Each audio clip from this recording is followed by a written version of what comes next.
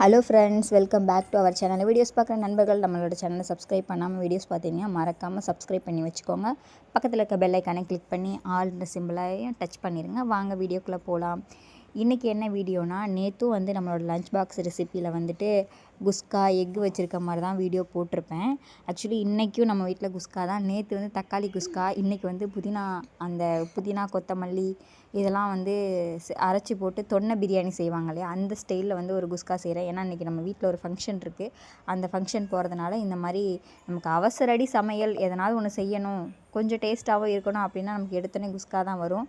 சமைச்சிட்ருக்கல இடையில என் பொண்ணு வேறு டிஸ்டர்ப் பண்ண ஆரம்பிச்சிட்டா. இந்த குழந்தைங்கள வச்சுருக்க அம்மாங்களுக்கு பெரிய டாஸ்க் என்னென்னா, சமைக்கவும் செய்யணும், நம்ம குழந்த பண்ணுற அலும்பையும் கண்ட்ரோல் பண்ணணும். இங்கிட்டு சமைச்சிக்கிட்டு இருப்போம், அங்கிட்டு போய் எல்லாத்தையும் களைச்சி போட்டுட்டு எல்லாமே பண்ணி வச்சுட்டு வந்துடுவா. திருப்பி சமைச்சு முடிச்சுட்டு நம்ம ரெஸ்ட் எடுக்கலாம்னு நினைக்கும் போது அந்த அம்மாவுக்கு சாப்பாடெல்லாம் ஊட்டி தூங்க வைக்கணும். அந்த அம்மா தூங்க வைக்கிற நேரத்தில் அந்த அம்மா எடுத்து போட்ட எல்லாத்தையும் எடுத்து க்ளீன் பண்ணி வச்சுட்டு அதுக்கப்புறம் நம்ம சாப்பிட்டுட்டு உக்காரலான்னு நினைக்கும் போது மேடம் எந்திரிச்சிருவாங்க. அப்படி தான் இந்த குழந்தைங்கள வச்சுருக்க அம்மாவோட ரொட்டீன் போயிட்டுருக்கு.